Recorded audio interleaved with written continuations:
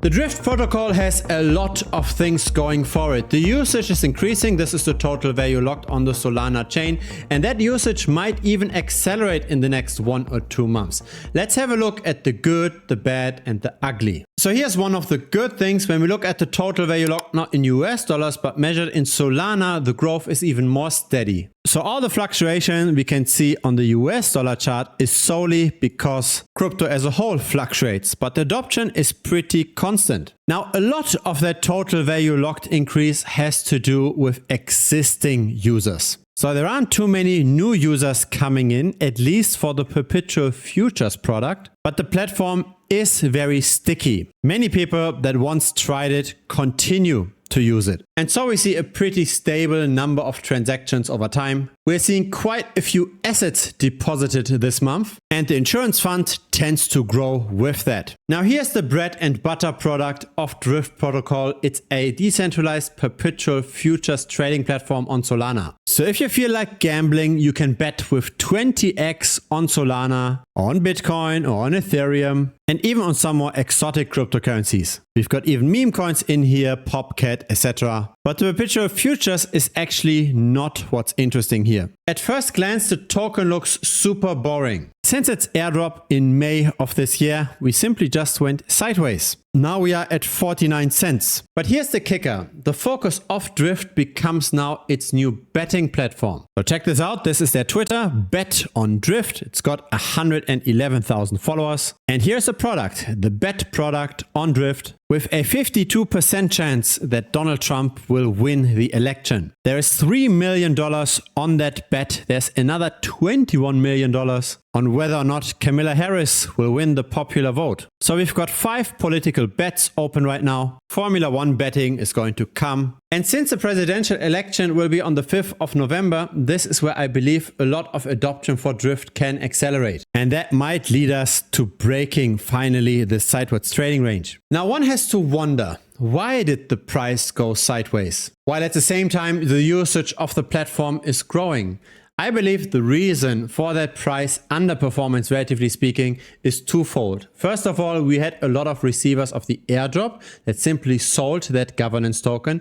Secondly, the supply of Drift tends to grow over time. Let's have a look at both. Let's start off with the tokenomics. There's 53% going to the community and ecosystem, and 10% of that was the airdrop launch. Now it's noteworthy that 43% goes to trading rewards. So if you're using the platform, you earn Drift tokens that you might sell. So that's constant sell pressure. But there's also 25% for protocol development and 22% for strategic participants. So those are not necessarily pretty tokenomics. Now let's have a look at how this unlocks over time. We are now at month 4 to 5 after launch. We are currently over here. And 1 year from now, the supply will more than double. Again, that's not pretty. And so I'm not sure how well Drift can do after the presidential election. I believe that there will be a lot of demand during the election, but long-term things are a bit questionable. Now let's have a look at whether or not there's still sell pressure from the airdrop. We've got the data here. This comes from a tool that I've developed myself that's available to the premium members. So you can plug in any Solana token into that tool and get similar kinds of data. And I believe this is very useful. This counts the number of wallets with minimum holding thresholds. So on the left side, we've got the number of wallets that have at least 1,000 Drift tokens. So at the current price, that's $489. For the middle chart, we go at 10x from that. So that's now a minimum holding of $5,000. For the right, we look at the whales. That's a minimum holding of $50,000. Now the whales didn't sell at all. They rather accumulated. Medium-sized retail and small retail did sell, but it looks like the selling has somewhat slowed down. It appears that in the last 3 weeks, there was no net selling anymore. And so that's then also where the price was able to recover quite a bit. And so does it make sense to buy Drift now to then potentially sell close to the presidential election? I believe this could be a play that might pay off, but there are 2 caveats. Nothing in crypto is safe. The first one is potential manipulation by the centralized exchanges. Because yes, the Drift protocol can be traded across various CEXs, and there are even perpetual futures on the token, which by the way aren't used that much right now. So currently the price doesn't seem to be too manipulated, but it's definitely a possibility in the future. The second caveat is unfortunately again that trading range. Because we can have a look at this in a bit more detail, instead of looking at the US dollar chart, we now look at the relative variation to Solana. And that shows us a range from bottom to top of roughly 100%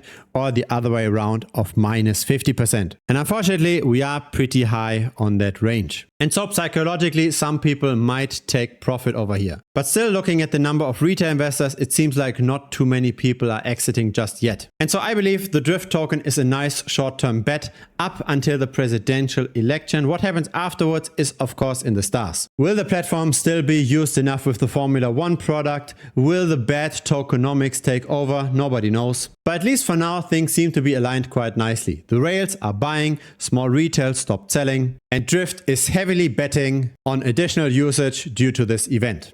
I personally will buy some Drift after releasing of this video, several hours afterwards. I never buy a token beforehand and then promote it here on YouTube. I don't want this conflict of interest, so I always buy after releasing a video. If you appreciate this, feel free to give this a like. Feel free to also subscribe. I publish videos regularly on this channel. I don't share every single trade I do here on YouTube. I do share every trade though on the premium membership, so feel free to check that out. It's down below, thebitcoinstrader.com. This is also where you can get direct access to me one-on-one via the Telegram chats. If you can't justify premium yet, there's also a free Telegram. Looking forward to seeing you there as well.